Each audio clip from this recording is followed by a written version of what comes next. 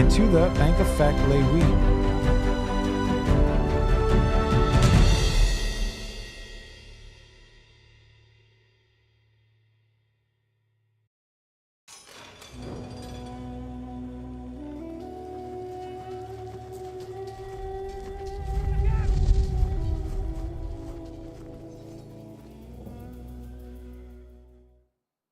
Hello, everybody. Welcome to Friday. It is Friday, and hopefully you've had a pretty decent week, and you're ready for this closing the final week live stream. How are you doing? Sorry for the delay, ladies and gentlemen, because I put on my headphones. I was about to hit go live, and then I realized there's some crazy distortion in my audio coming through, and I didn't know what it was. And whenever that happens with technology, you do what you're supposed to do, which is you turn everything off and then you turn it back on. 9 out of 10 times this will work. This time was one of those 9 times where you do that and it just works. But we delayed a little bit because it had to reboot and all that. So thank God it wasn't something just insanely out of this world, or even worse, I was scared that these things have gone bad, and that wouldn't have been good at all. So we'll jump into it. Drop a comment. Let us know what's going on, how you doing, and then we'll go beyond that.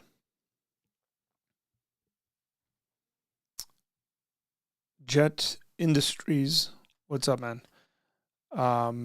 Struggling with addiction. What do I do? Well, it probably matters what kind of addiction it is, by the way. I'm okay, but I was on a streak of being away from adult content, but I eventually fell back into it. I don't know why I keep falling. Jet, my response to you will simply be, do you have folks around you that are holding you accountable, can check in on you? If not, then I would say find some friends, find some guys you can be vulnerable with, and just share your heart, share your difficulties, and with them. And again, I think accountability helps. But I think in a proper spiritual kind of maturity, it's not just abstaining from this stuff, right? It is having the correct motivation and mindset as to approach any of these things, which I think is like you got to work quite a bit on your spiritual walk with the Lord and your outlook on women and life, and just like your general perception of where these things come from, why are we drawn to them. So a number of things like that are important. I would just, again, when people shared their difficulties, let's put it that way, on this channel, and I've had a couple of occasions where people have come in here and have spoken about various issues they're having just because it's the internet. And I'm generally careful with people being vulnerable like that on the internet because I know it could be used against them in various ways. I would just say, man, just shoot me an email. Okay, that's info@apologiacenter.com. info@apologiacenter.com. And then we'll go back and forth, and then we'll see if there's a way I can be of help and service to you on this matter. So just making myself available again to you guys, because like I said, it's the internet.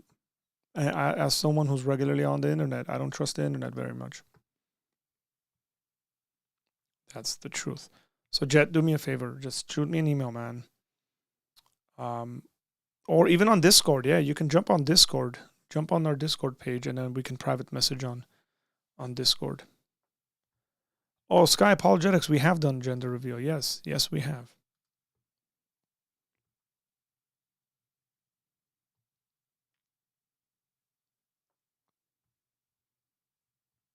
And you're probably waiting saying, well, so come January, very early January 2024, for all we know, the baby can be born in December sometime. We will be having a daughter, according to what we have been told by the doctors. So there's a girl that shall be joining us very soon. That puts our kid tally to 4, and that's divided with 2 boys and 2 girls. So there we are. Is it okay for a woman to be a pastor? I've left the church because I found it weird. Why is there a woman pastor when first? So I don't generally approach this subject in the way that maybe you are, and maybe your words are letting you like it. Oh, I found it weird. So I don't think Scripture allows for women to be elders. So if you're at a church and you believe that women shouldn't be elders, then it would make sense for you to not be at that church, because you don't think that's what the Bible teaches. Go to a church where they don't have women elders. I don't have a separate category when it comes to pastors. Pastors are elders, right? So they should be, at least. There shouldn't be a division like that. Like the pastor is not the head of the elders or something like that. That is not biblical. The pastoring is a gifting, where being an elder is an office. Okay. So, but there are churches that have women pastors, that have women elders, because they don't think those passages are universally taught, meaning they might have been the case in the first century, but for some reason they are no longer applicable. There are various books you can read on the subject and research it to see kind of where your stance is. I would recommend that you do that.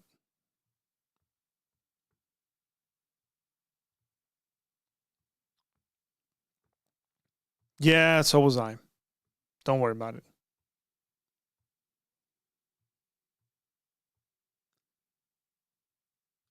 There we go.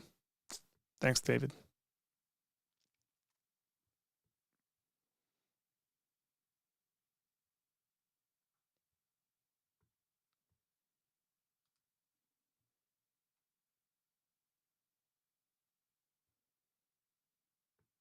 Homeschool dodgeball team. Not sure. We play soccer at our house. Hey, on Fire for Jesus, how you doing?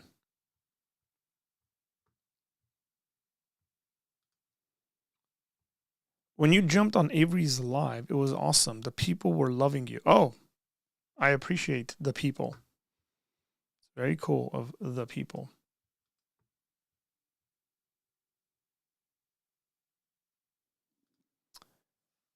Sean Kelly, what do you think of World Youth Day?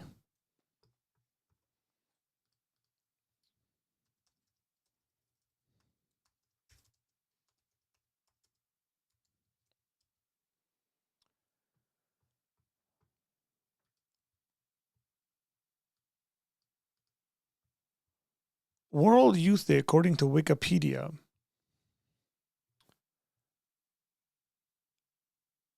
World Youth Day is an event for young people organized by the Catholic Church that was initiated by Pope John Paul II in 1985.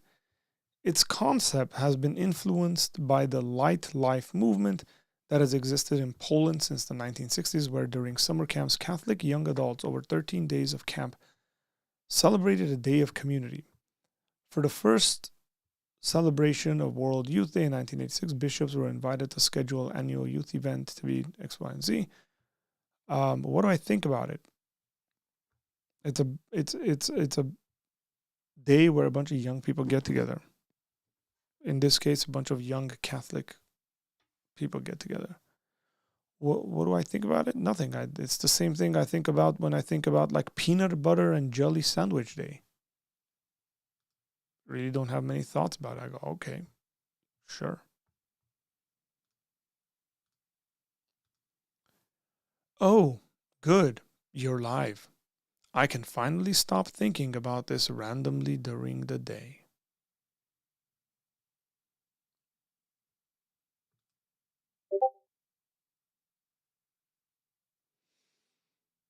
I've heard that in reference to Ephesians 5:11, that instead of a fivefold ministry, it's actually fourfold ministry because a pastor teacher should be the same.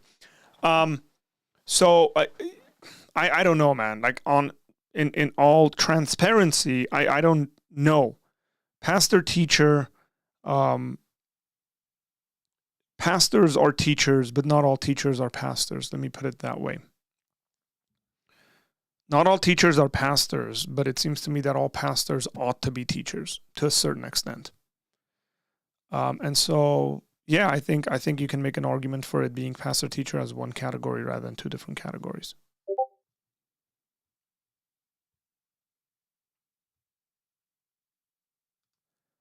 I don't know if you missed it, but he also said you're welcome on anytime. I think I heard that. Well, maybe I don't know. Maybe we'll jump on later today or something like that. If he's on, I don't know if he's on.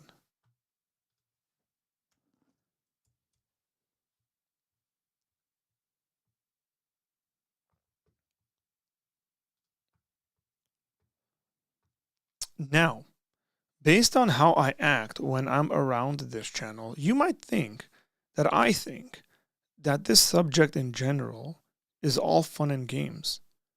And that's kind of true. But I have a serious question to ask.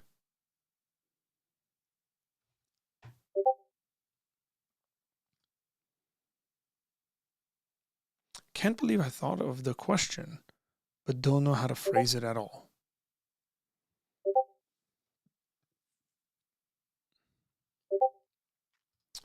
Question. Are you a Unitarian or a Trinitarian? Just curious because I'm fairly new here. I am a Trinitarian. I'm middle of the road, decently orthodox when it comes to my Protestant theology. The only thing that would be that for some people might be a surprise, might not be a surprise, is that I am not Reformed. I'm not a Calvinist. But yeah. I don't think Unitarianism falls within Orthodox Christianity. Trinitarianism is I know on the internet, the Unitarians are loud and there's a bunch of them. But when you look at church history,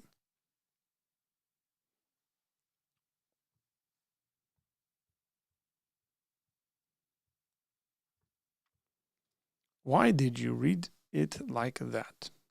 LMAO.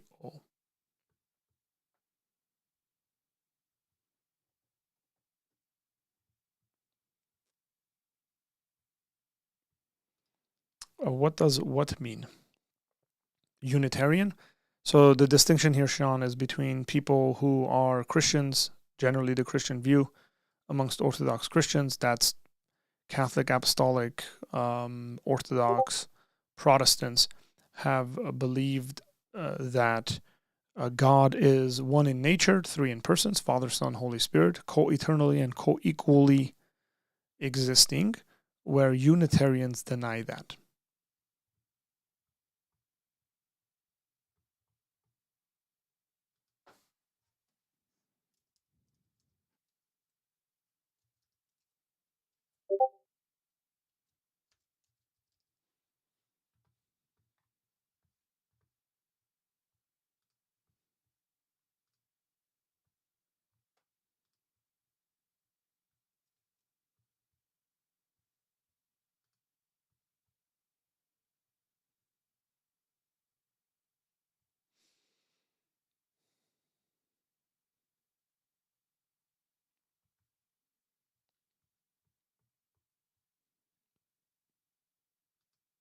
Okay, so since we've spoken before, I know that you think that hell, in the traditional sense, is real. Now, if I were to become a Christian, I feel like I'd spend a lot of time worrying about it. Okay? Obviously, not for me, but the eternal destination of my friends, etc. Okay?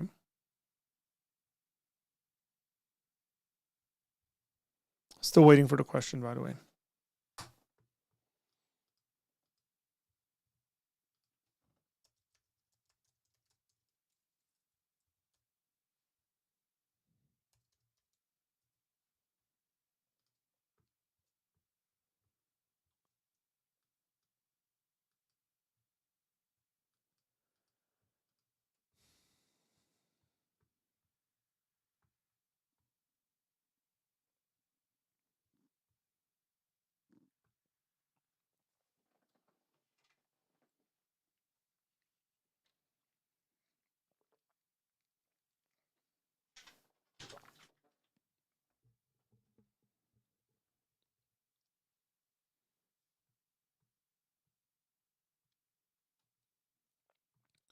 So I'm just, okay. Now, this is, I guess, worrying because I feel like I'd have to think that it's perfectly fine for them to deserve this. And so I don't have to be a different person entirely to who I am now. That's phrased really weirdly.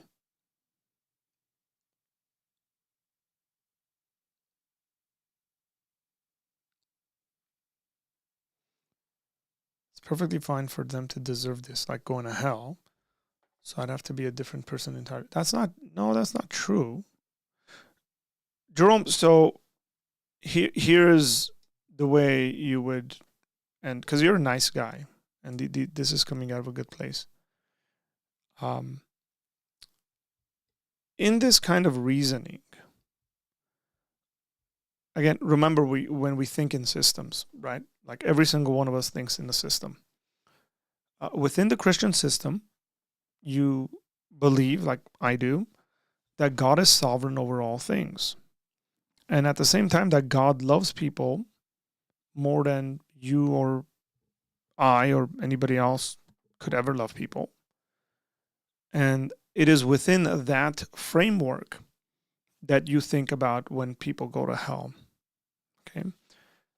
Meaning, people, even loved ones, so we have to be a bit logical here rather than emotional, who end up rejecting the gospel and going to hell. It's not necessarily because they deserved to go to hell. We all deserve to go to hell. That's very Christian in its thinking. It is that they didn't want God. They didn't want to accept God. They didn't desire to know God, and therefore they're going to go to hell. So God is sovereign over this entire endeavor. Your worry would only become an issue when you, sovereign and loving, by the way, you only start worrying about this issue when your doctrinal beliefs and trusts in God aren't there. Like, I get what you're saying, but I think the reason why you're thinking you would worry about that is because you're not also at the same time bringing in this theological factor of God's goodness and sovereignty into the conversation. If you did, you would not necessarily worry.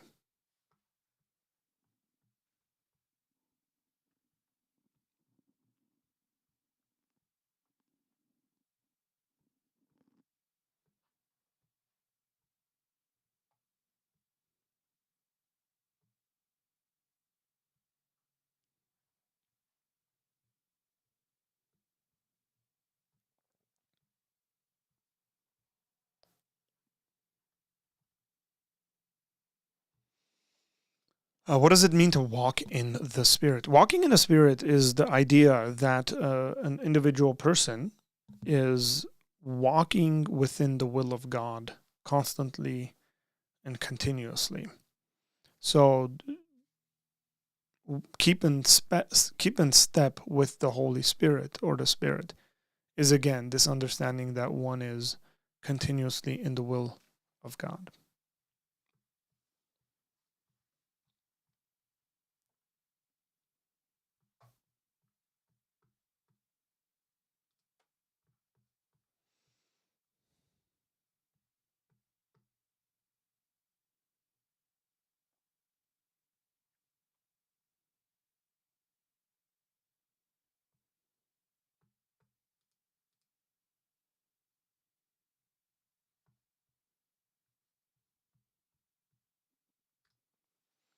Now, I've heard this objection of yours before, and that's my problem. I'd literally have to be an entirely different person to think that God's sovereignty makes this okay. Even on more lenient views. Yeah, you would.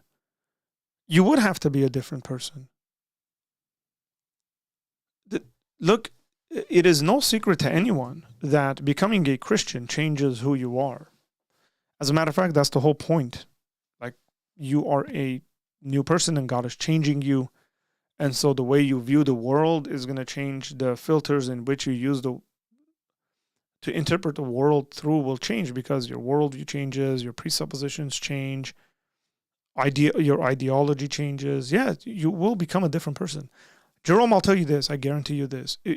When and if you become a Christian, you will realize that you are being renewed by the transformation of your mind and you are becoming a new person.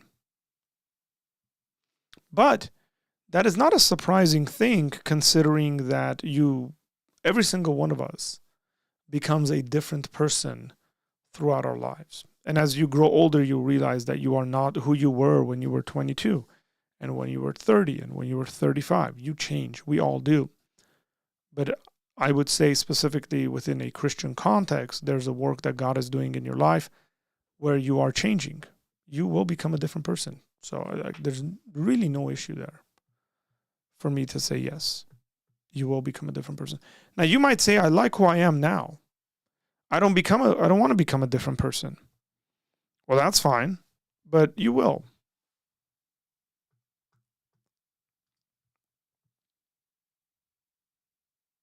Type that out and it sounds hilarious, but that sounds peak if I unironically think that. Oh, sorry, I didn't read the previous comment. For example, I can't imagine going to a Smash tournament on Monday and looking at every Muslim and thinking that person is going to hell, unironically, and not thinking anything weird is going on. Now, I wouldn't say you would do that. You actually, it could be the case that where you go to your Smash tournament on Monday and you look at these Muslims and you are bound with compassion in your heart for them and a love for them, and you want to befriend them even more than you would now because you want them to come to know Jesus. And so therefore you become a better person, you become a more compassionate and loving person towards your neighbor, your Muslim neighbor. You will change is what I'm trying to say. Your views and your presuppositions about folks will change. So I would say that would be to the better because now the reality of hell would, in a good sense, be present before your mind, and which would result in you not thinking they're going to hell, but saying, how can I live and what can I do and how can I befriend these people and how can I share the love of Jesus with them so that they come to know Jesus? And being a part of God's call on your life to act in those ways.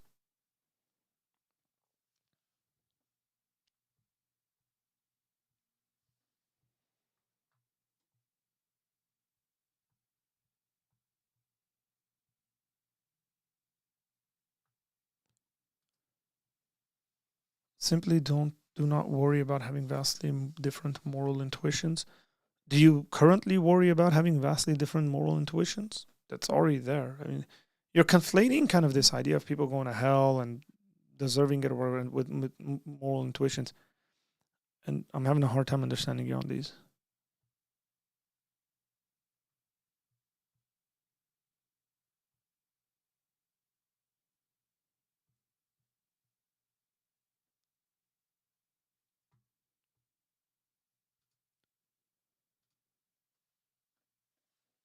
But merely by observing how conversion rates work, I'm just going to think that it's incredibly unlikely that they will convert in any meaningful way.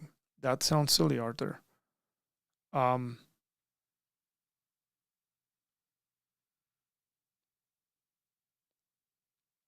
Wait, what? So you're looking at like, oh, not many of them convert, and therefore what?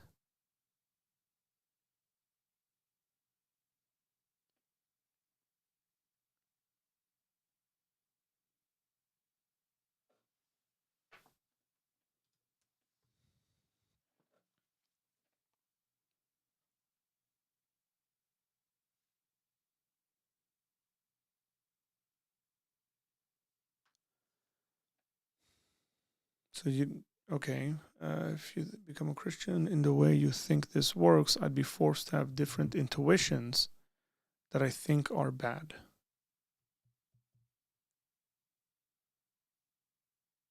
That you currently think are bad.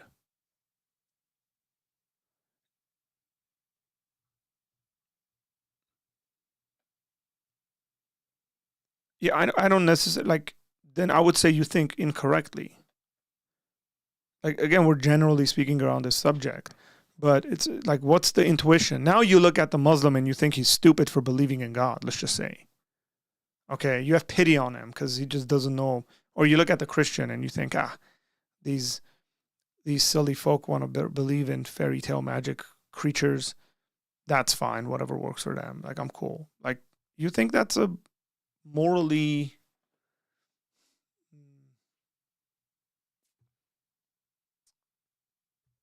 what's the word I'm looking for? Like, decent way of seeing people and their beliefs? I'd say probably not. I mean, at the end of the day, by the way, when push comes to shove, that's what you would think about people. It doesn't seem to me that you sit there and you say, yeah, these Christians and Muslims, they're morally justifiable in their beliefs, and I can see why they believe it, and I respect them for their intellectual veracity or something like that. You just don't.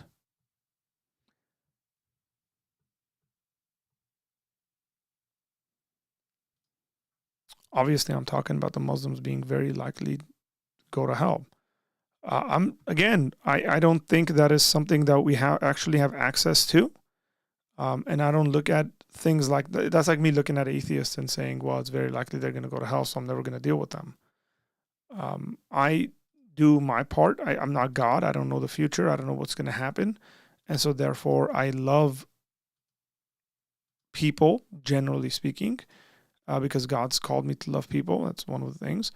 But also in regards to sharing the gospel with them with the hope that they would come to believe. Now, even if they don't come to believe, now it's on them. Like, they don't want to come to believe, so that is on them. That's their decision to make. They don't want to be with God. They're not going to be with God.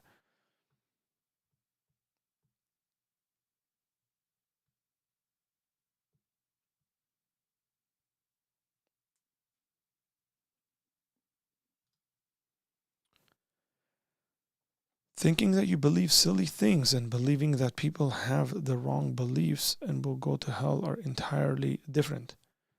Um, the beliefs are different, correct?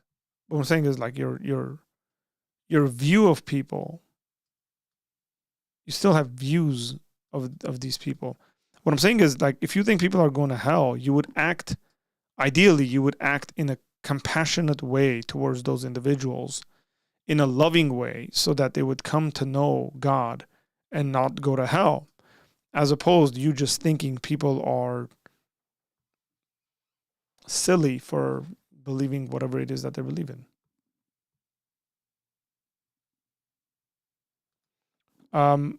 That's not true, Jerome.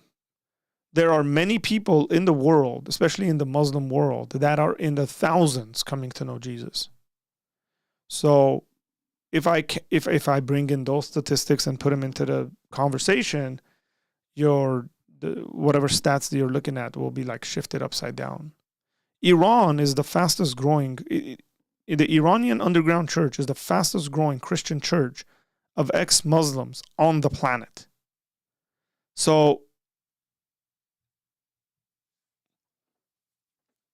are you considering that, or no? You just consider, British Muslims, even of a nominal sort. Like, these conversations, you can't oversimplify these conversations. Is what I'm trying to say.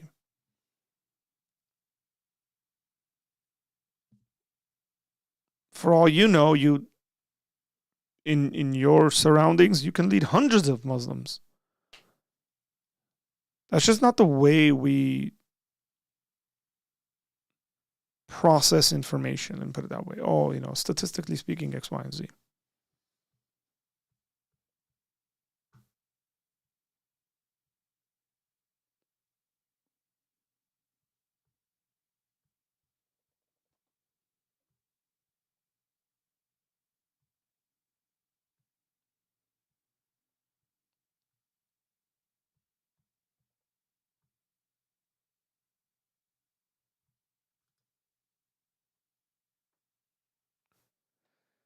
Hey, Ashley, how you doing? What is going on?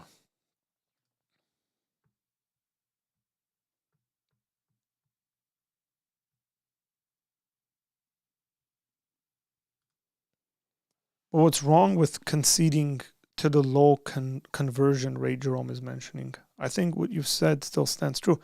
Yeah, that's why I said, like, and then what? Even if there is a low conversion rate, what I'm saying is it doesn't somehow, I don't know, like diminish the way you would act to any given individual. So the example was, well, if I go to a Smash tournament and I see all these Muslims, and I told them, well, you'll act in love towards them and care for them with the hope, of reaching them and for them to come to know Jesus. And then his response was, well, with the rates of conversion or whatever like that like changes anything. Like I said, not if you have God's sovereignty and goodness as a foundational building block for you. Then the way you act doesn't change. You love the people, even if they're going to reject you, even if they're going to consider you their enemies. Jesus said, love your enemies. So I don't mind conceding that. What I'm saying is it doesn't, and when I said, and then what, the idea there was to say, like, that wouldn't change the way I interact with the given Muslim person in front of me on a Monday at a Super Smash tournament. I'm just Arthur. Like, I think plenty of you guys have seen that in my interaction with you. Like, I don't know whether you are going to become a Christian or not, Jerome, but I will still continue to speak with you, do my best to explain things to you that I can to the best of my abilities, and to love you. Because as a Christian, I'm called to love everyone I interact with.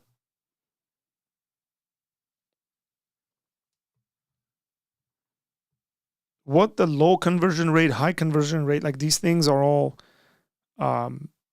like depending where you are and stuff like that. Let's just say you were in Iran and you were a atheist, and then I gave an argument like, become a Christian. You go to a Super Smash competition. There's a high chance of people becoming Christians. And then that would somehow change your whole thinking on the subject? It wouldn't. You'd still act the same way. I would hope, at least.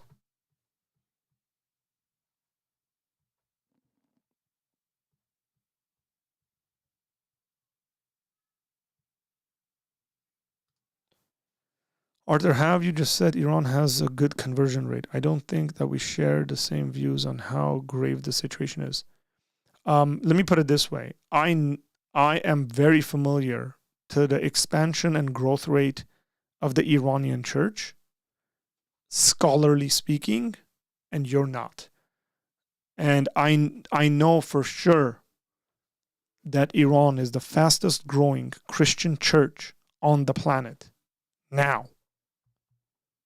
And there's a lot of stuff that's been written on this, and there's research on this.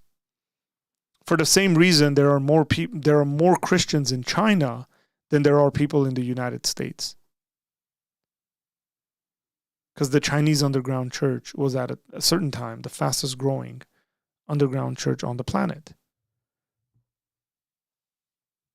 But some people would look at it and go, oh, China, the secular country. There's more than 300 million Chinese Christians. The largest church on the planet.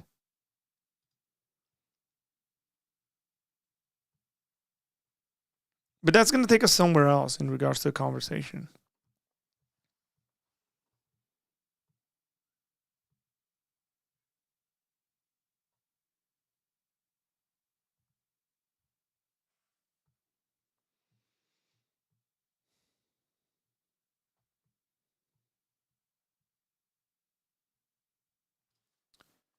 But I don't care if they reject me at all. I'm considering how likely it is that they will not be punished under whatever post-death theory you have. Correct. And my question to you would be a theological one, right? We're like presuming that you're a Christian at this point. I would say, hey, do you believe God is good and sovereign? Nobody's accidentally going to go to hell. And you would have to assume that, biblically speaking. And if you believe that, then this whole conversation and the worry that you're talking about or the anxiety you're talking about will actually go away, because there's foundational beliefs that ground this thinking within a certain system. That's correct. Atheists are growing too in Iran as well.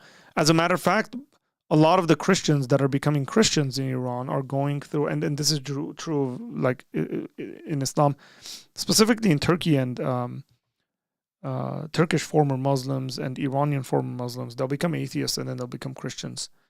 It's difficult to see them go immediately from Islam to Christianity, but they'll go Islam, atheism, Christianity.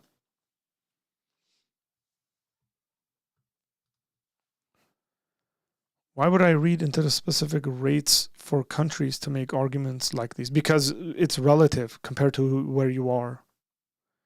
You said the likeliness of their conversion is relative to where you are. If you were at a place where the likeliness of the conversion rate is up, that you would interact with that data differently.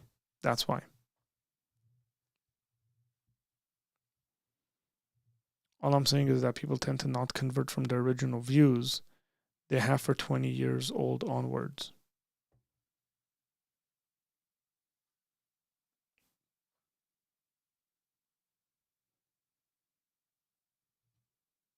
I'm not sure about that, because the data I've looked at is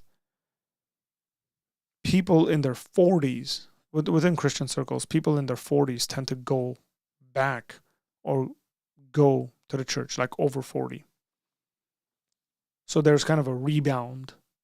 So you'll see, like, even in church data, you'll see people like raised in the church and they'll walk away from the church, and then in their like mid to late 30s, early 40s, they'll end up becoming more religious. But these things are like besides the point. Like, they really are. Because there's a number of things that as Christians we believe in that could count towards a different measuring standard or whatever like that. Like, so if like you believe in like God's Spirit doing revivals amongst peoples, like where large, vast numbers of people become Christians, which has happened historically. It's actually happened in England under the work of John Wesley. If you haven't studied that, maybe you might want to look into it. But it's like if something like that happens, then it changes the conversation.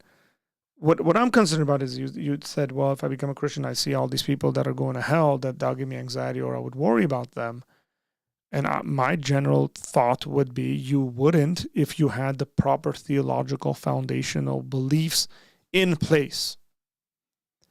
You would only worry about it if you think people randomly go to hell or accidentally go to hell or whatever else that's there. Once the theology is figured out in your mind, you wouldn't have anxiety and worry about it.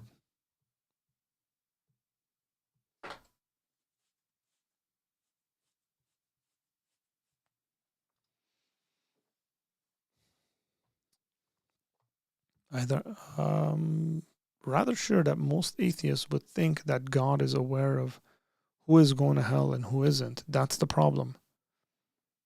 Yeah, being aware is not necessarily where the conversation is. Obviously, God's aware. We're speaking about like your specific worry and anxiety over people going to hell.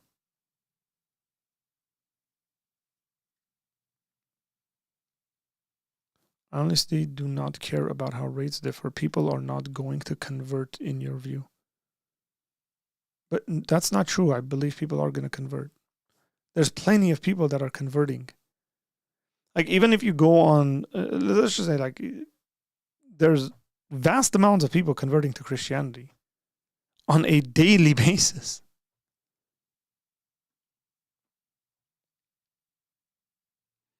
Okay, I'd have a rough time moving about life thinking that people that are friends of mine going to hell because you're not considering God's goodness and sovereignty.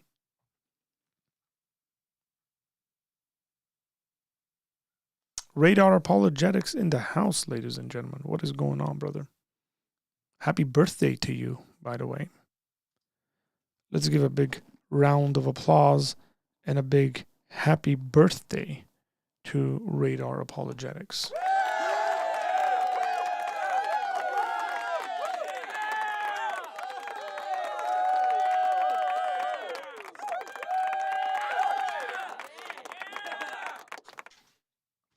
I should get a little happy birthday button where it just sings happy birthday for people. What's up, Justin? Did I need to include the word some in there or something? I must be really bad at communicating this or something. Let me see.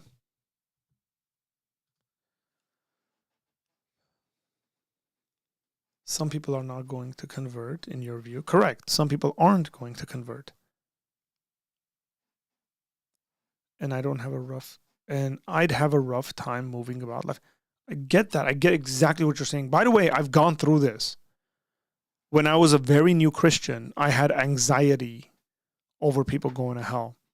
And I realized that the problem was that my theology was incorrectly developed. And so therefore, I asked myself questions like, hey, do I think people accidentally go to hell? Do I think that God doesn't love, like if God knows X person is, if God knows, given this information to X person would convert, would God withhold that information from that person? So no, God loves them way too much to do that. So God would make it sure that they got that information in their hands for them to convert. So there's a number of views. Again, I don't want to go into the details of the theology here because you and I do not have shared foundations. Like if I was speaking to a Christian about this subject, then we would have the common ground to have the theological conversation, where I would say those individuals that do not become Christians would not have become Christians in any other possible world.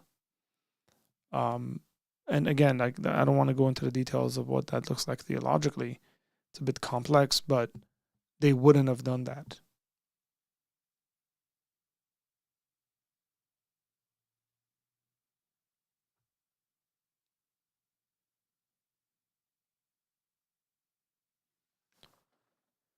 Sean, yes, this would fit into God's knowledge of all things.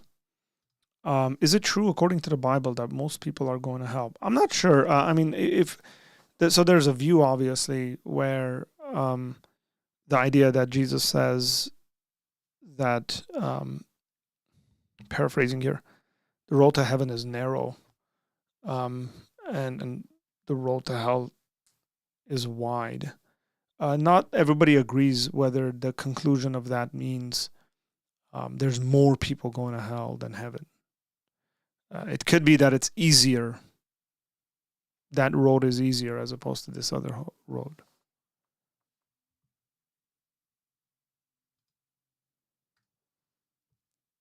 Simply just read the theology. Can't be. But I didn't tell you to read the theology, dude. I told you that your belief system needs to correlate to one another. What you're doing is you're picking one aspect of a Christian's belief system without understanding there's underlying belief systems that are working with this belief system. This is just how epistemology works. And I didn't just tell you go read the theology. Sorry, but I just didn't. That's a misrepresentation of what I'm saying. What I'm saying is, if you had this belief that was giving you anxiety, that would mean, and currently the reason why you're thinking like that is because you don't have these other theological belief systems. When you develop these other theological belief systems, this anxiety and fear will go away naturally. Look, so I'll give you an example. I'll give you an example when it comes to correct. I think it is irrelevant. That I said that multiple times. I think this is besides the point. This is irrelevant. Okay. Let me see if I have these videos stored here somewhere, because I'd like to play. I don't. Okay, so there's a couple of videos I found a while ago of some interviews with what's his name? Larry King. And he's talking about like being afraid. It's actually Larry King and Stan Lee. And let me pull this up.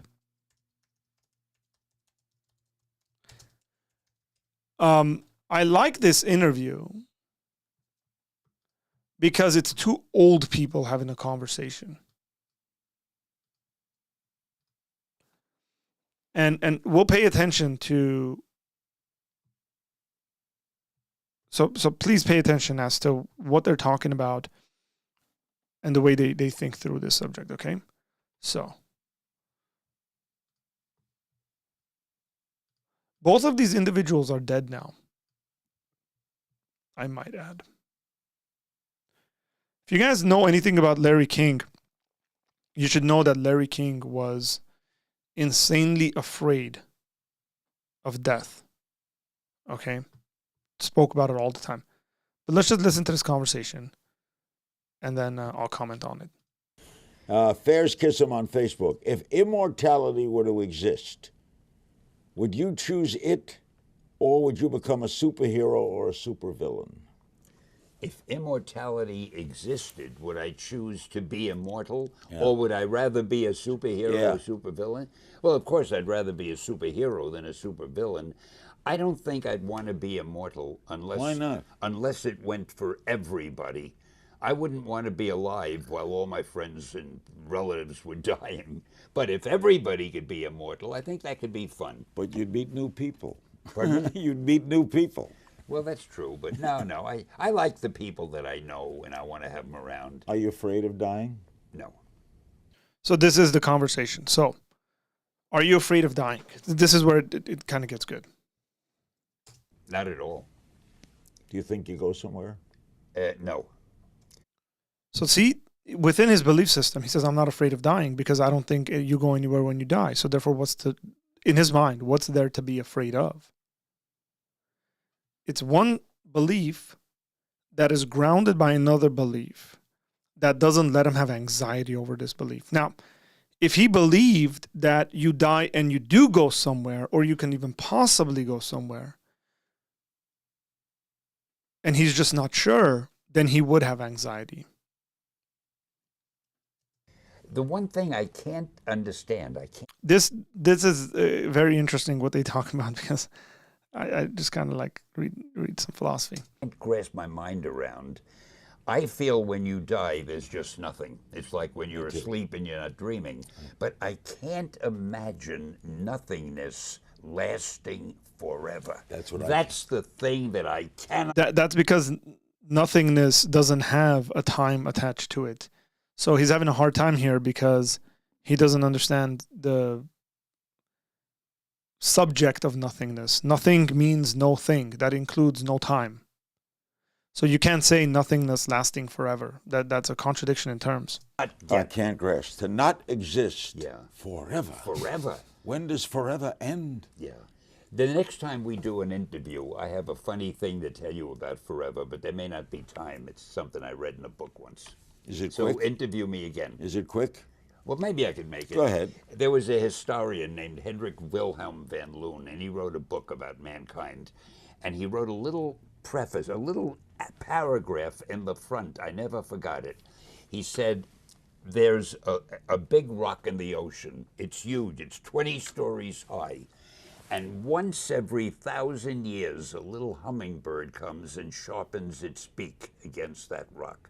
When the hummingbird will have worn away the whole rock, 1 second of eternity will have passed. I never forgot that. I read that when I was about 12 years old. It stayed with me all the time. You're the best. Fairs Okay. kiss him on. So again, the reason why I thought about this and to have this kind of a conversation, again, Jerome, I think you're bringing up really good subjects. Jerome, as a matter of fact, I think you're bringing up a subject that a lot of Christians don't even think kind of clearly through. But as someone who went through that phase, as someone who went through as a very young Christian, thinking that, dude, if I don't tell people, they're going to end up in hell and stuff like that. And then there was literature I was reading and stuff I was listening to that was also impacting me in my thinking. And then that's when I realized, hey, my thinking is flawed.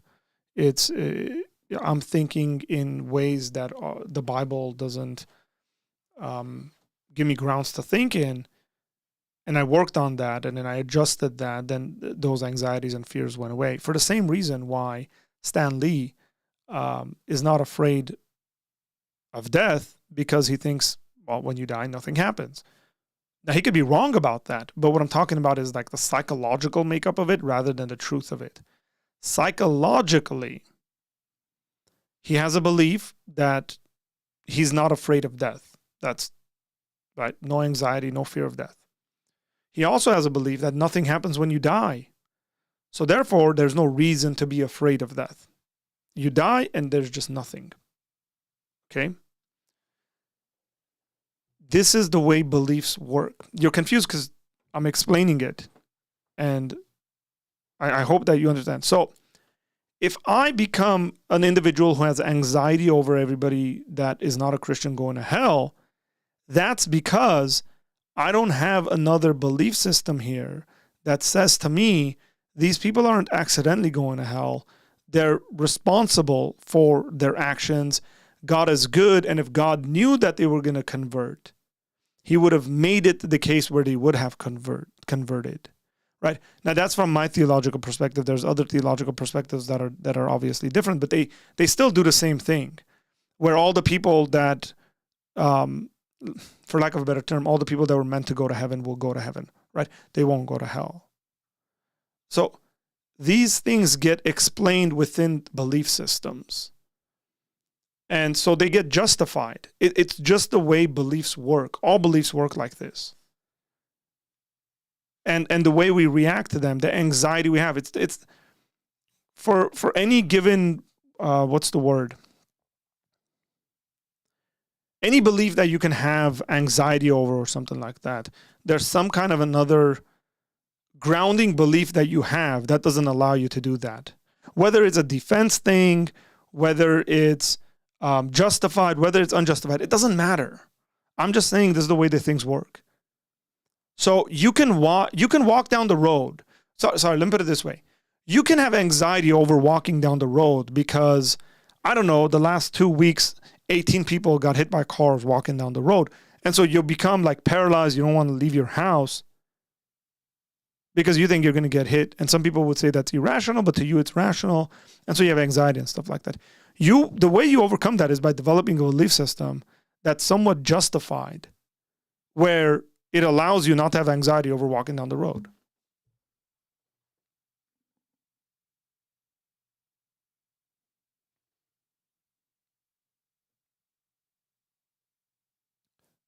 Did becoming a Calvinist get you out of the phase of anxiety? I'm not a Calvinist, Pine Creek. Yeah, I'm not. All my Calvinist friends like to think so, but I'm not. But that's a completely different conversation, Doug.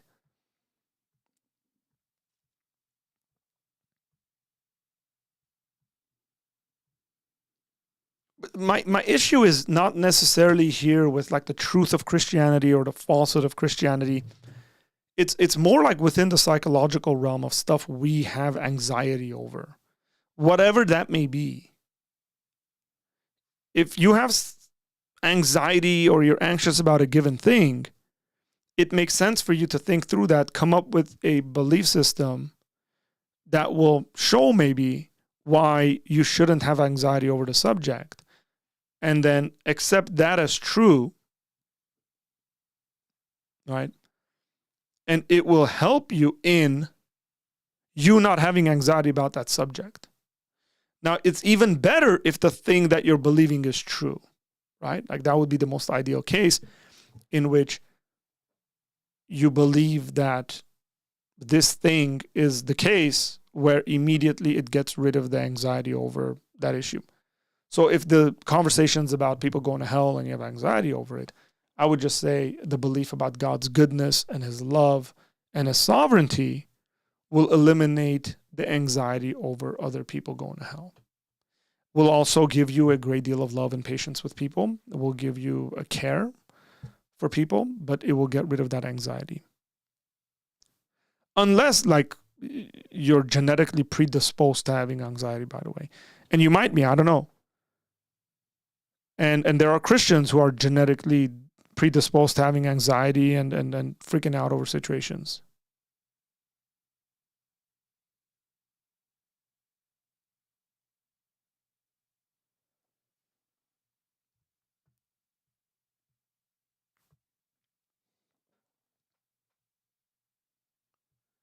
Okay, so Stephen, you're right. I haven't responded to your email, but I haven't responded to a lot of emails, by the way. I should say this.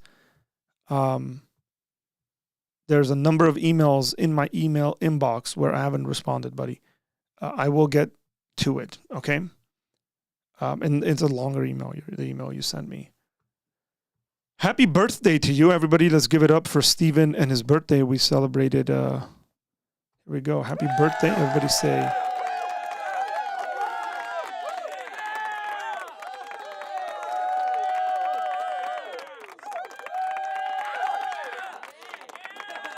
Big happy birthday to Stephen.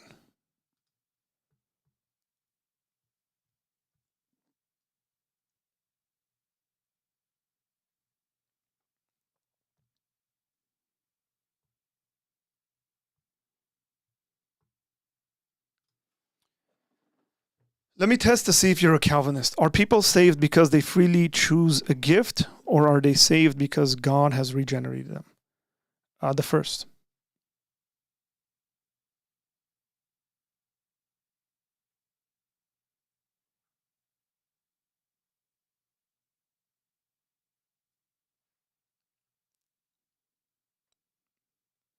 Dan, how you doing, brother?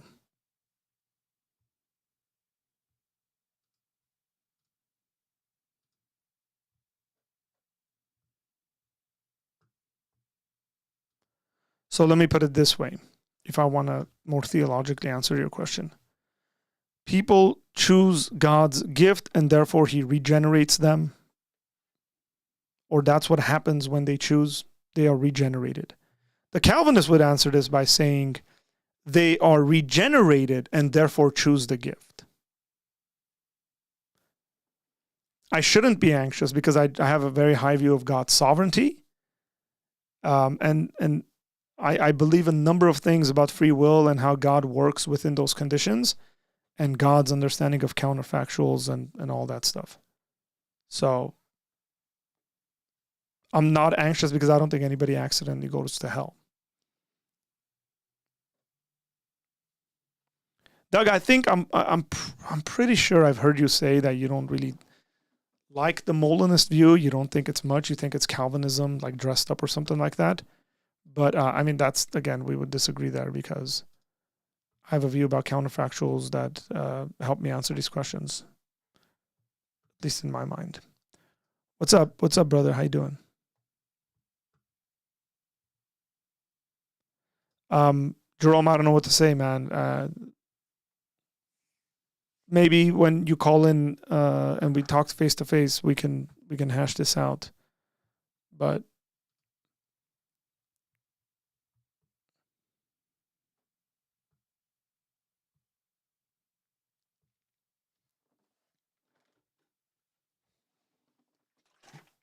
by the way, I was on.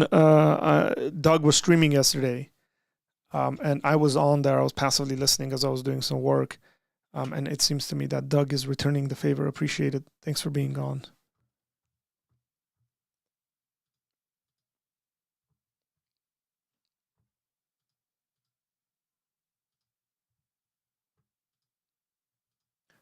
Hey, Doug, have you ever thought about... Hey, you have a political channel, Doug. What's it called?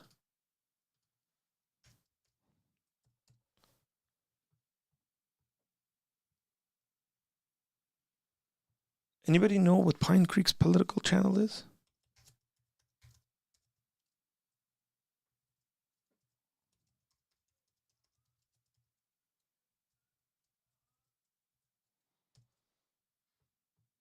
Oh, it's called Pine Creek Politics. I'm going to subscribe to Pine Creek Politics. But I hope you're just talking about politics.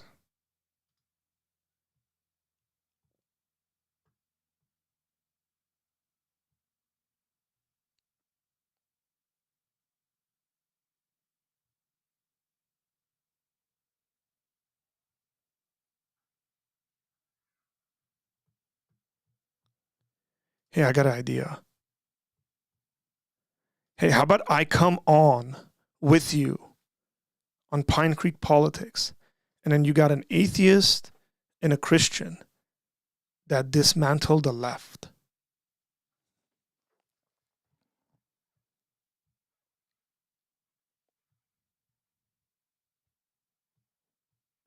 I just subscribed to that channel. That'd be fun.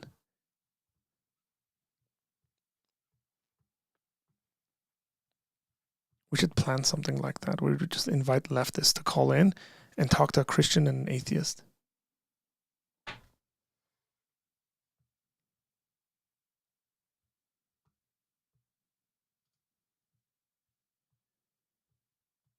There you go. For some of you guys, you might find that beneficial, considering that Doug from Pine Creek leans very much to the right.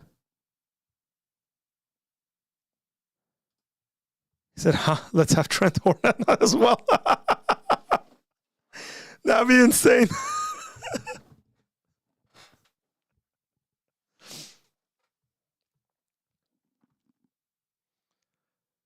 That would be interesting, wouldn't it?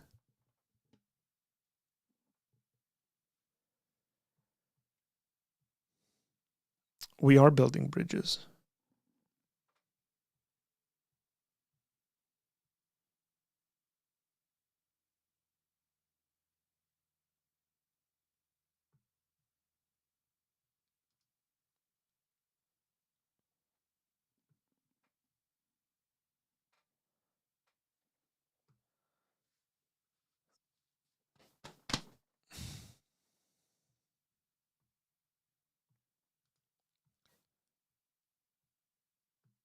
Now you just need a Calvinist and a Muslim. Trust me, the Calvinist I can provide. I have a lot of Calvinist friends that are very politically well informed.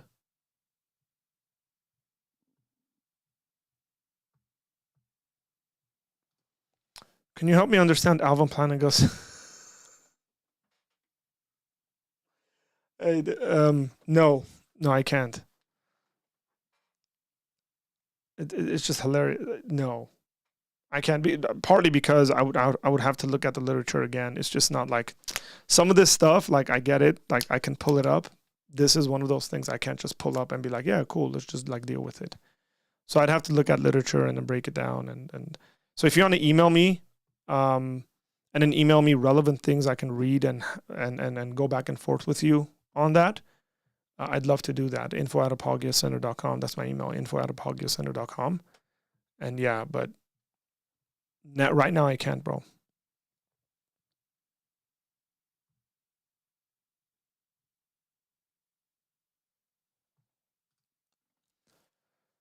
Arthur, now I wish that I thought about all of this last week because I had a free house up until exactly today for the past 2 weeks. Wow. Must have been predestined. Hey, I can explain. Tyson. Hang on. So we're going to do something. For you, Loksh. Loksh, I'm doing this all for you. Okay? Like, seriously.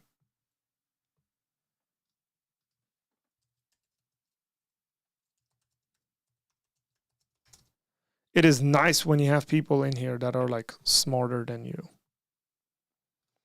By the way, Arthur, Doug has been very courteous to me and welcoming. Hey, it seems to me that that's just Doug's personality and character, and I'm glad that you've seen that too, David.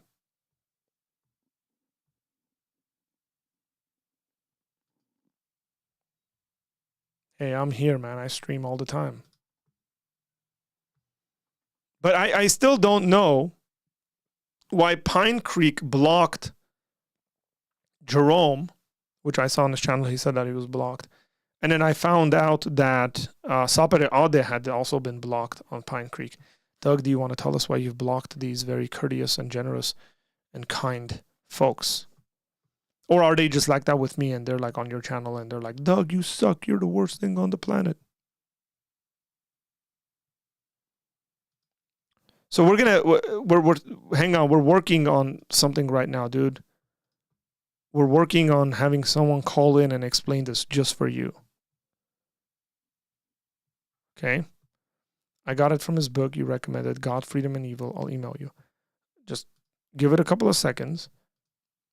And we're going to have a smart dude calling in.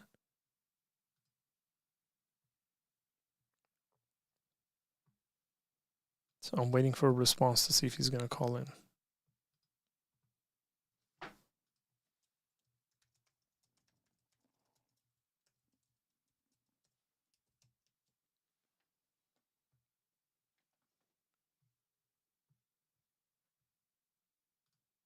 Okay, so said, I don't know the other guy. Sapere Aude. You don't know him? Oh, come on.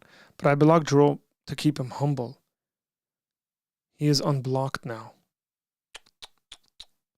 Wow, Jerome. Jerome's a young guy. You got to have patience. I've learned to block people, I must say, from Pine Creek. Since he was on here and told me to block people who are annoying. I think it was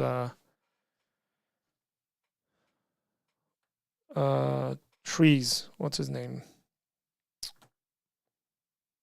Yeah, and he told me to block him. I didn't block him that time, but I ended up blocking him. I think like 3 days after that. Because I told him to stop and he wasn't listening, and that's why I blocked him.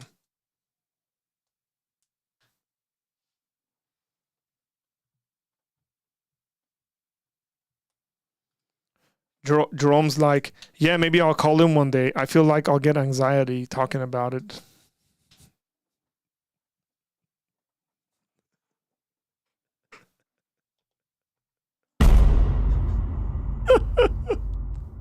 Sorry, Jerome, I had to, man. He didn't say anxiety. He said I get annoyed talking about it, honestly. Yeah, he's got that Latin going on there.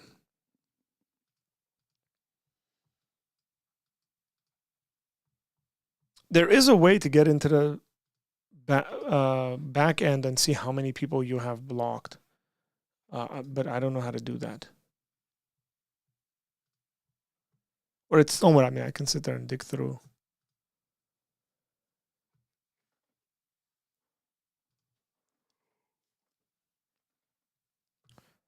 Tyson, I've texted you.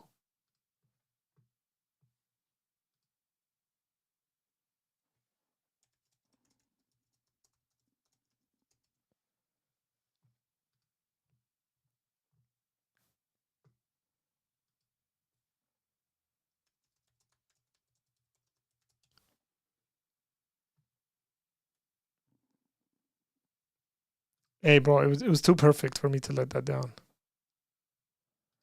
You can always unblock later. It's better to rule with an iron fist to keep discipline. That doesn't sound very conservative of you. It sounds more like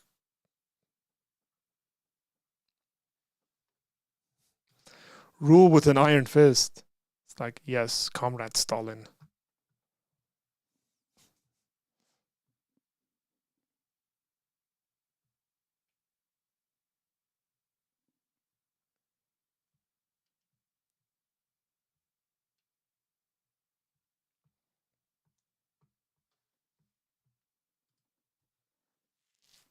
Hey, here's a cool thing. I got a channel. I got a Armenian only channel. For those who don't know, you can go into my like recommended channels, and then you'll see the Armenian only channel. That channel over the last week has done very, very well. It's growing.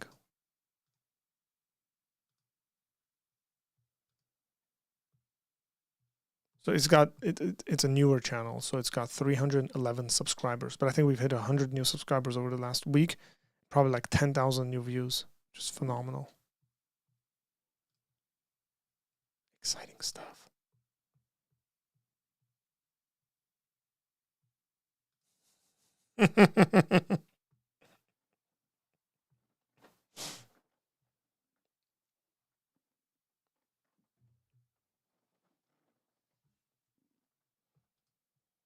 Comrade Doug, I will not say it. Tavarish. That's the way you said comrade in Russian, isn't it? Still waiting, by the way, for Tyson to call in.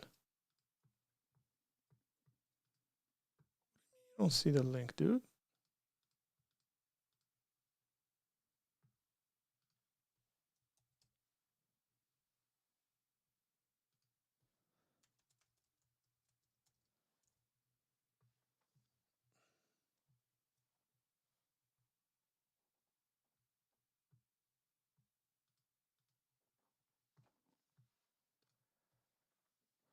I'm all for democracy and government, but when it comes to running a channel, you have to be a dictator.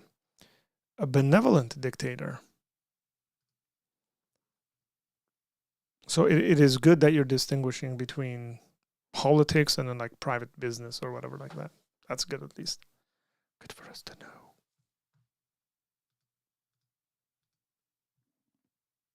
That's fair. Yeah, Tavarish. I was right. That is how you say comrade. Товарищ. Did you guys hear that? Товарищ. Tavarish.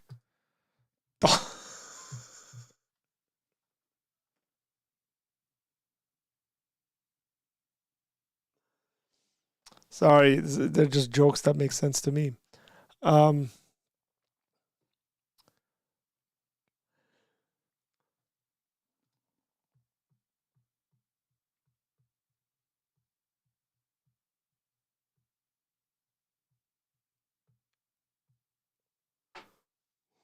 Oh man.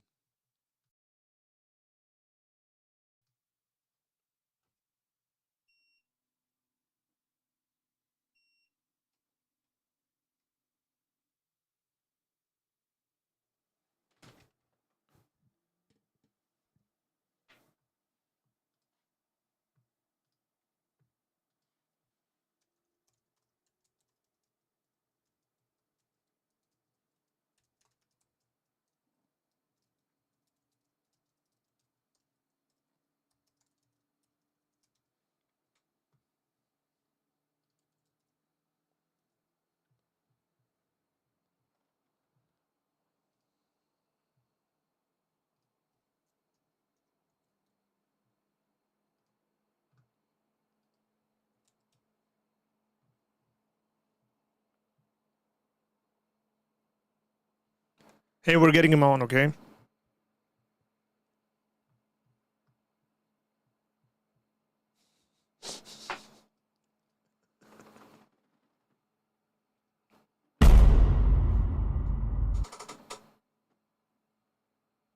This is a sickness of the highest order.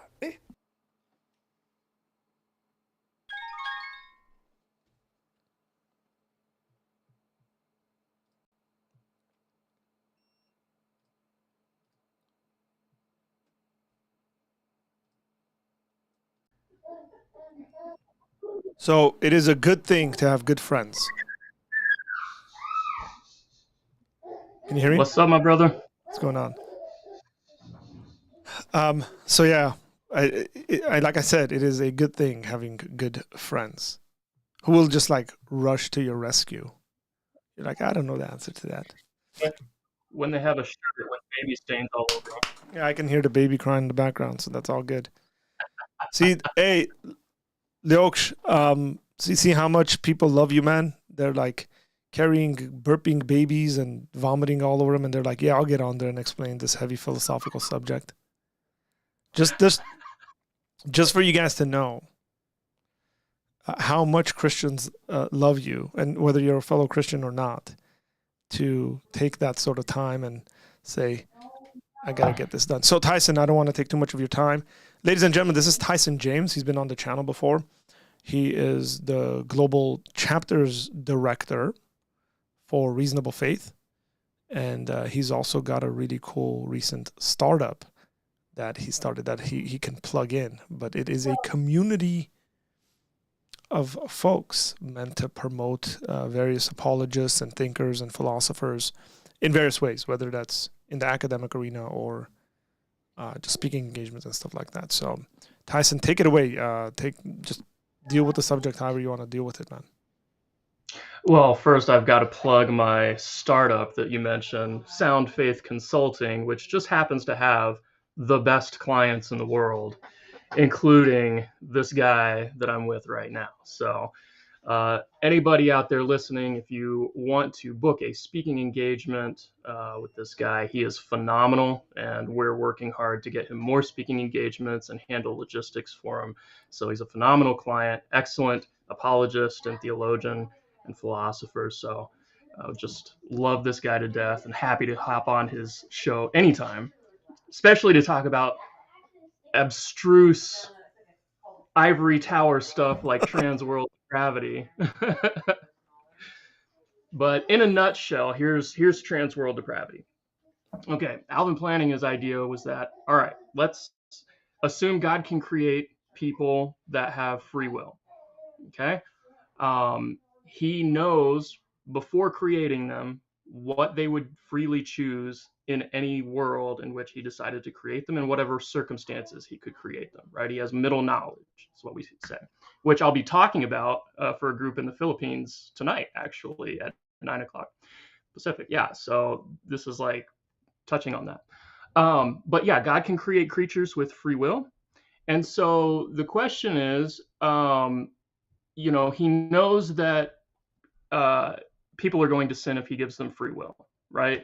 If he was to create Adam in the Garden of Eden, he knows that Adam's going to sin, right? So the question is there a world in which he gives Adam the gospel or whatever light of revelation that he needs to provide salvation, and Adam freely accepts it?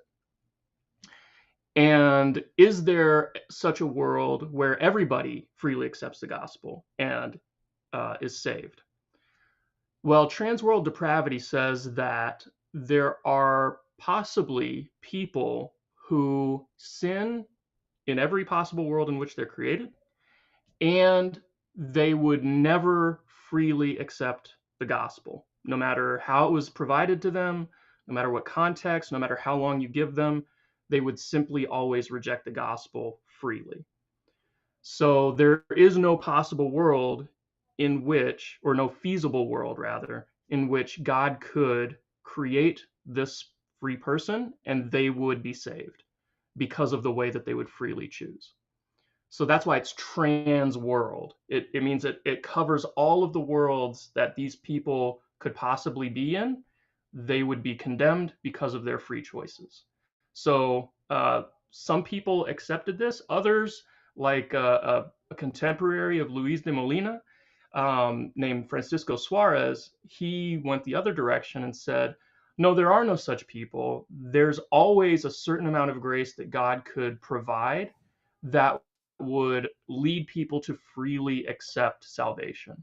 So he rejected transworld depravity, or transworld damnation, you could say. So yeah. Would you say Molina? Would you say Molina believed in transworld depravity?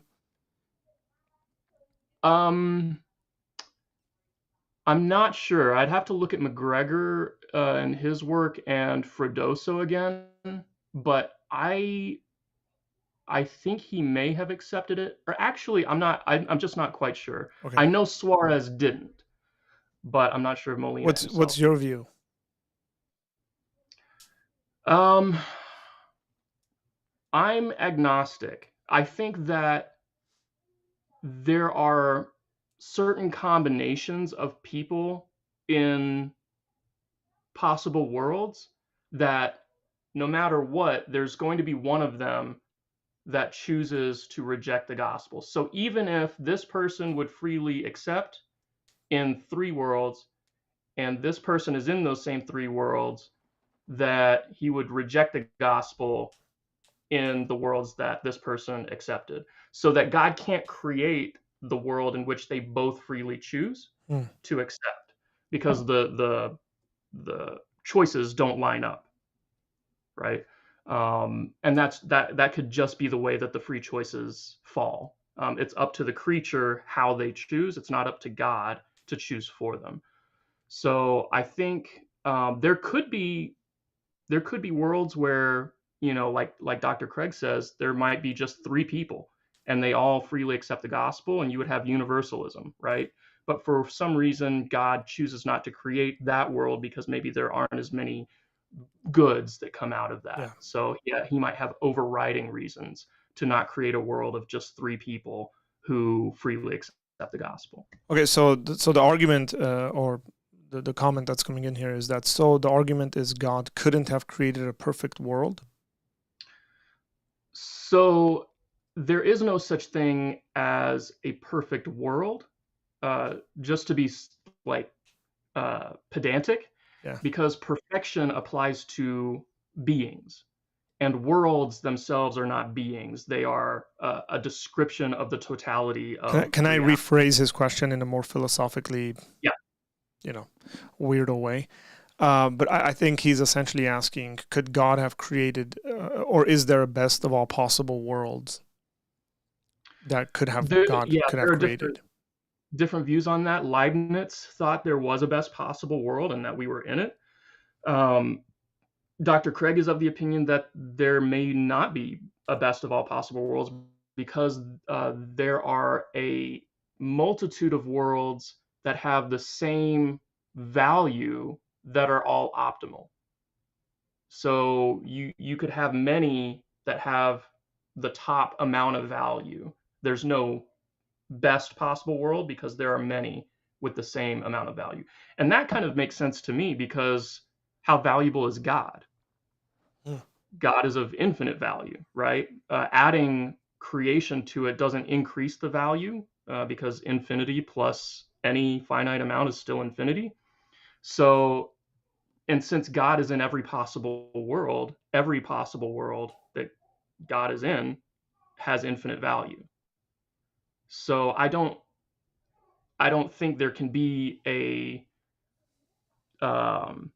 less valuable world than a world in which God is. And since God is in all worlds, then all worlds essentially have the same value. Okay, here's another question. Doesn't it then ultimately come down to Adam's inability to not sin? Meaning, it wasn't feasible for God to have created a world in which Adam didn't sin.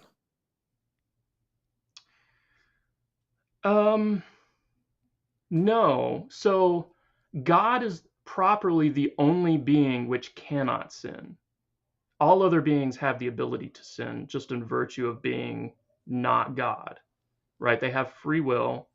Even the angels, who are, closest to the presence of God, have the ability to sin. So all humans certainly have the ability to Well, sin. he would like qualify that. Maybe if you were to write this down again, Arnold, he would have said, doesn't it ultimately come down to Adam's inability to sin, meaning it wasn't feasible for God to have created a world in which Adam freely didn't sin?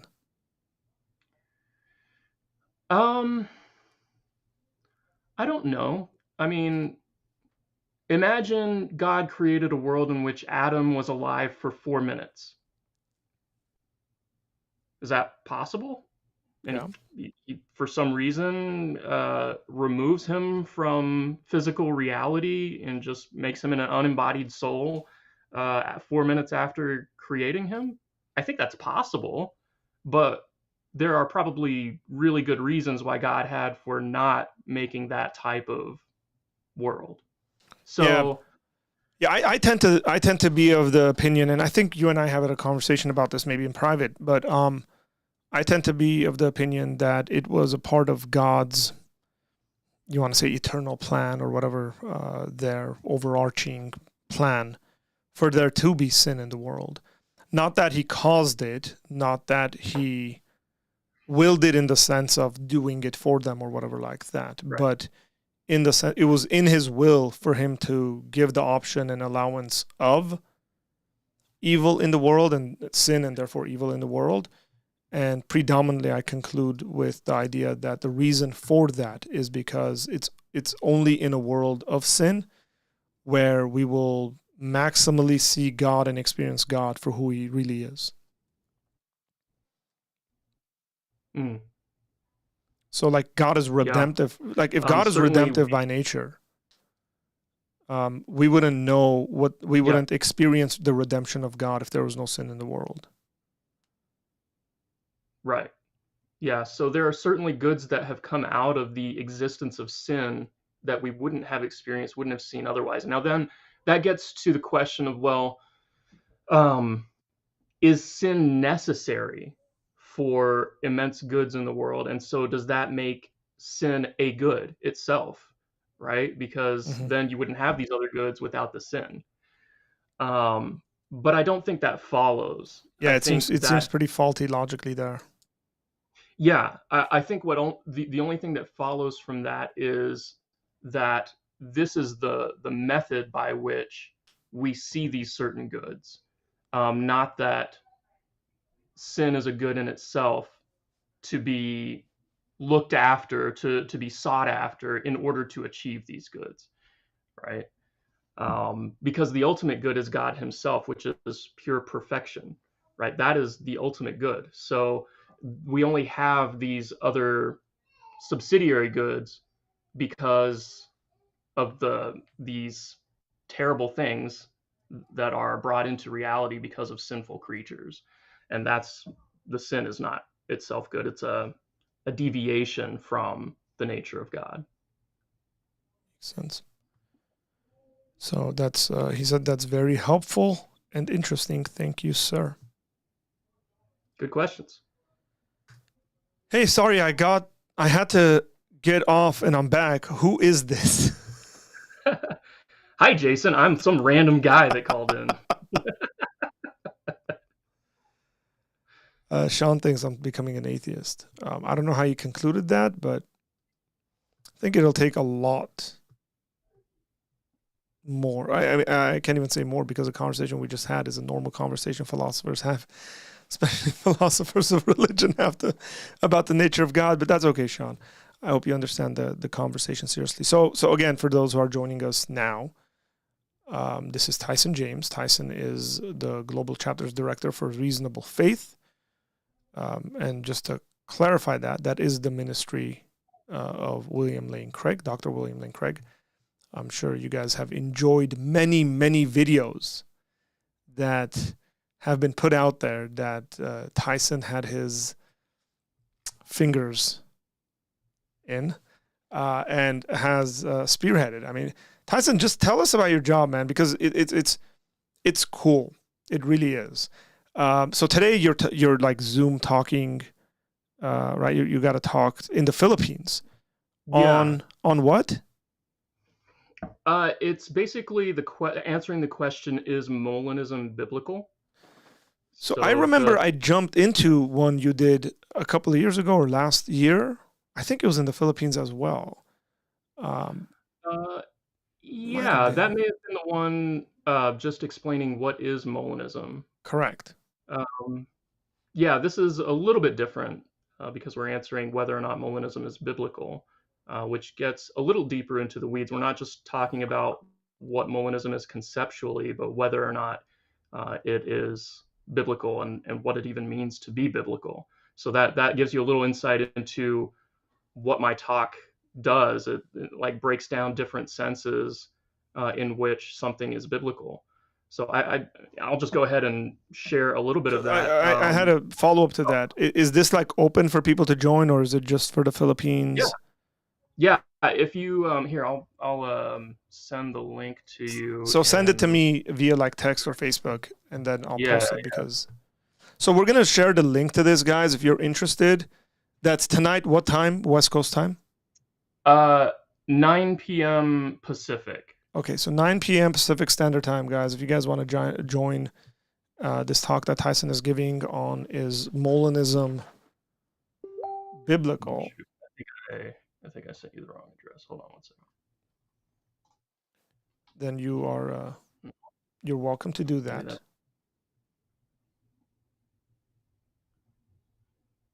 Sorry, that was like a huge link I just sent you. It is. There, that's a little bit better. It's a paragraph. So I'm going to share this link. Just obviously, you're going to join. We're going to expect you to be respectful in that. Wait, it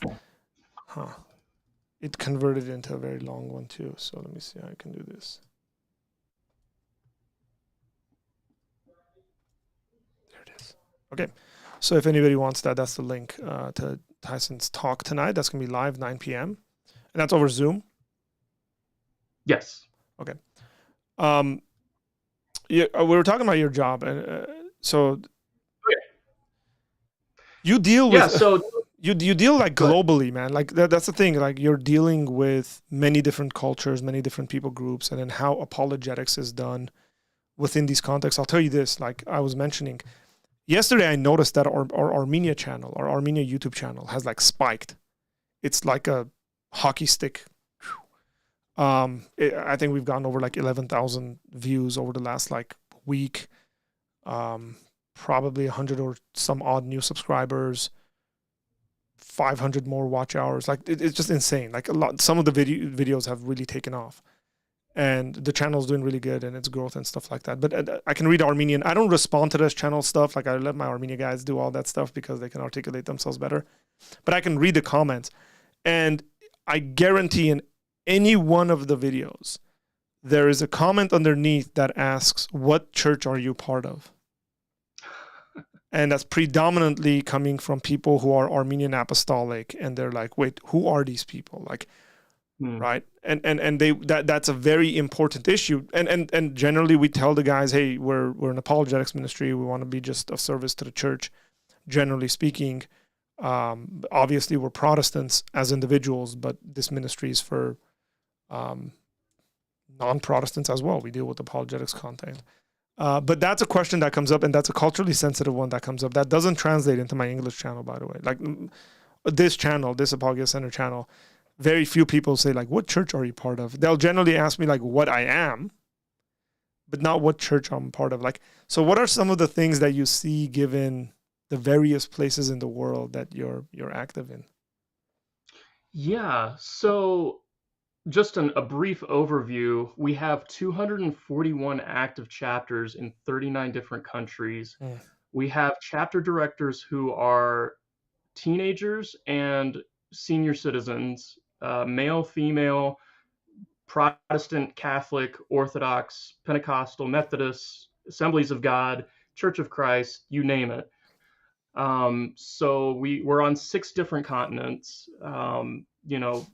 We have a huge variety, and that's because Dr. Craig has built his ministry to be very ecumenical. He operates on that mere Christianity model, which seeks to defend the essential truths of the Christian faith that all Christians basically can agree on. And even the Catholics who are chapter directors, they have to affirm the theological distinctives of reasonable faith in order to be chapter directors. And our theological distinctives are decidedly evangelical. They might conflict a little with certain Catholic teachings that are, traditionally held by the majority of the church. But our view is if you can affirm our theological distinctives, you can be part of our ministry. You can partner with us as ambassadors. So that's why we have such a diversity of chapter directors all over the place.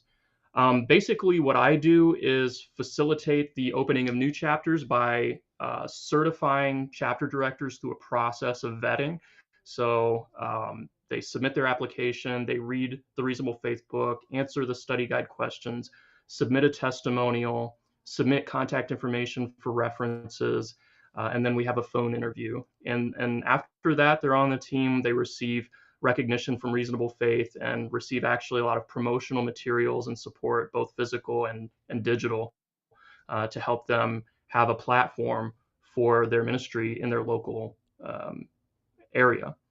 And then we also help with networking. Like we want to get guys on the ground speaking engagements at churches and schools and other organizations. So we reach out and let people know that they're in the area and can provide training that very few people have. Really, anybody who completes our certification, they have more apologetics training than 99.999% of the people out there. So they're a huge resource for the church, and we want to get them in front of as many people as possible. So that's the chapter side of things. And then I also am the director of translations. So we have tons of translations in dozens of different languages, and we have a lot of projects going on at any given time. And we want to share this information to as many people as possible. And that means translating, just like Bible translation, trying to connect with as many volunteers as possible to provide translations. We've got some translations in Armenian, So just anywhere that the gospel can go is where we want to target our language efforts. What's really cool is through the translations projects, I connect with people in the most remote places, in some places where it's actually dangerous to share the gospel. And so, we have translators that have to keep their identity concealed for fear of, attacks on them or their families. So it's really encouraging and humbling to be able to connect with so many people in so many different areas. And it's something that the Lord has really built a heart in me for. I'm pretty sure I told you before, but before I went into ministry, I was in the Air Force as a linguist. And even before that, I had a bachelor's degree in Spanish. So I've always had a heart for foreign languages and foreign cultures. In the military, I was an Arabic linguist. So I had native Arab speaking teachers and learned Arabic. And it was just a wonderful time of interacting with Arab Christians and Muslims and atheists and agnostics and learning about their culture. So for me, it's just I've always had a heart for this global mission, and Reasonable Faith has put me in a position where I can use that passion to spread this content all over the world. That's awesome. It's amazing. It's really encouraging how God just brings some of these things around, right? Like you start here and then it's like and then some of it is just like you're not even looking for it, and somebody says, hey, there's this thing available. Would you like to do it? Which I know is the case for you. It was like, brother, I could tell you stories for days. And one of these days, I'm just going to have to compile some type of book of like all the crazy stuff that happens behind the scenes. Yeah. In the apologetics world. Yeah, a lot of people don't know. I mean, even just like connections and encouragements and the love there is for folks that are like starting in some country. Cause like I think a while ago I did like some kind of a search on Bill Craig, like being on channels, because he's so busy. I know he's so busy. But then like I see him on like channels that have like 300 subscribers, like some guy in like India doing like apologetics, and then he's like interviewing Dr. Craig, and I'm like, normally, and look, I've reached out to people and I've been rejected for coming on and doing an interview. And I'm not saying that those people rejected me for the size of my channel, but even if it was, I wouldn't feel bad, right? Because at one point or another, you're going to ask yourself, hey, I'm going to give an hour or 2 hours to this thing, and I would like that to reach as many people as possible. That's reasonable in the process of, eliminating or whatever like that. And I've reached out to people and they were like, man, like I'm booked for the year, or I'm booked for the next 6 months. Like, I get it. People have a lot of stuff that they're doing. Or like we have a guy that's going to be coming on later on this month, really well-known YouTube guy. I'm still not announcing his name, but I'm excited about that conversation. But and like it's taken us a while because I know how busy he is and how much stuff he has going on. And was this a result of you going to that conference? Kind of. So this has been Oh. something that's been in the conversation, like we've been texting back and forth, Yeah. but we saw each other at the conference, and then I was like, we got to do something. He's like, okay, like we'll do it. We'll make the time, and we've confirmed it, and it's there. So it's good.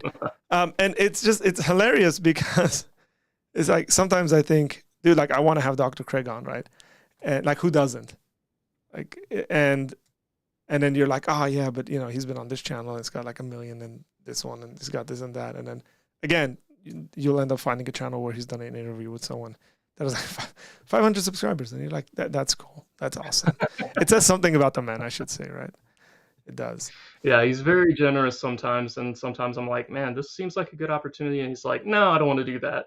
So, it's kind of hit and miss. Things, the schedule changes, and sometimes things. Well, he's come up writing. and- He's writing like crazy right now because he's working on that thing that a lot of us are waiting for. That philosophical the theology. systematic philosophical theology. Yeah, that's going to be a game changer for sure, and a go-to resource for people who want clear-cut analytic theology that is very deep and very informed by the best scholarship out there. It's going to be the go-to resource for probably decades. Is there for systematic. a possible release date or no? So he said in a recent newsletter that he hopes to have the first volume out by next year, so published by next year. So he's not waiting for the entire thing to be done to be releasing volumes. They're going to be releasing them as he completes them. Well, that makes sense. Yeah, that would make sense. Or else, like you write a book and you're done with it, and then you spend another 3 years writing volume 2, and volume 1's just sitting there on the shelf. yeah. Nobody's seen it. Nobody's seen it.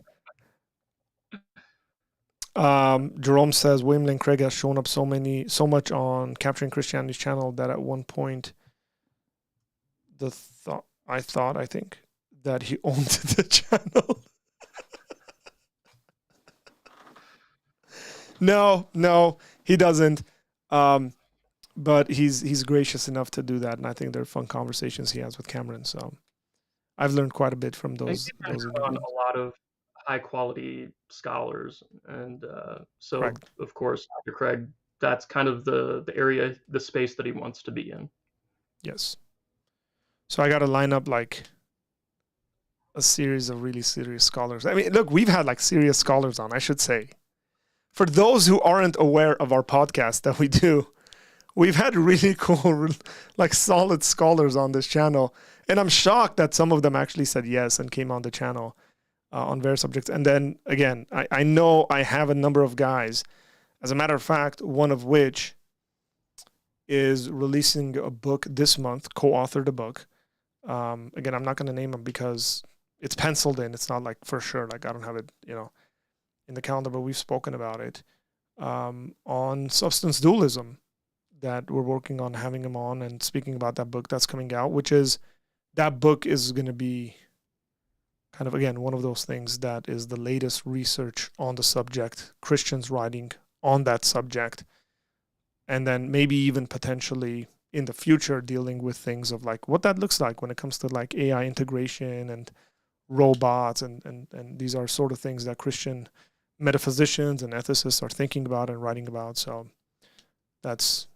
we're excited to have some of these folks on. So hopefully it'll be of encouragement to you. Hey, Tyson, I really want to thank you that you just jumped on and just were like, yeah, I can explain that.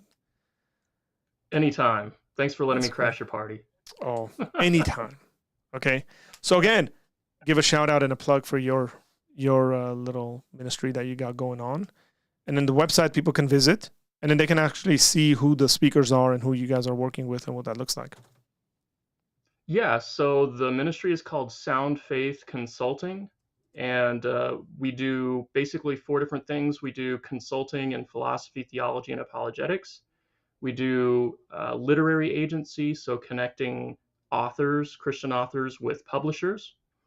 We also do public relations, so branding and website and logo, and basically building the reputation of Christian ministries.